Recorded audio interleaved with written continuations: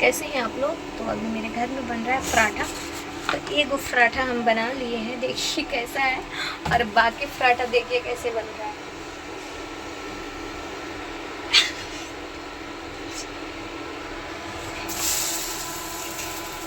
ये गलती मेरा नहीं है गाइस, ये आलू भूनने वाला का गलती है किसी, क्योंकि चोखा में टमाटर डाला गया है और टमाटर हम डालते नहीं हैं।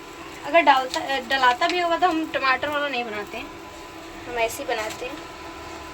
तो ये गीला हो गया है और ये हमसे भरा ही नहीं रहा है। एक रोटी कैसे कैसे भर के बनाई तो ये कुछ अच्छा बना है। दूसरा वाला सोची कि बेल कर उसके बाद उस पर चोखा भरूँ, तो देखिए ये कैसे बन गया, कौन सा डिज़ाइन का। आप लोग सोचेगा कि इसको खाना नहीं बनाने आता है, तो ऐसा बिल्कुल नहीं है। खाना मैं बनाती हूँ, बट चोखा बहुत ज़्यादा गीला हो गया है। देखिए इसको मैं पंखा में भी सुखाई, फिर भी ये ठीक नहीं हो रहा है। उधर चटनी बन रहा है, टमाटो का मीठा चटनी। अब इधर रोटी बना लेती हूँ।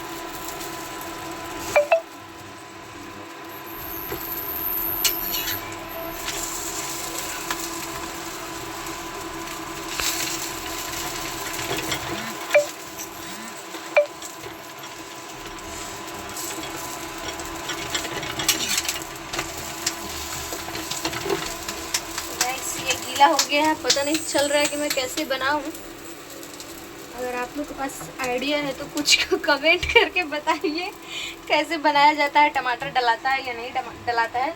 बाकी हम तो आदि, लहसुन, प्याज, मिर्च ये सब डालते हैं, और टमाटर तो हम नहीं डालते हैं, बट आलू कोई और भूंजा है चोखा तो डाल दिया है। देखिएगा इसलिए फूला भी नहीं, लेकिन अच्छा हुआ है ये क्रंची।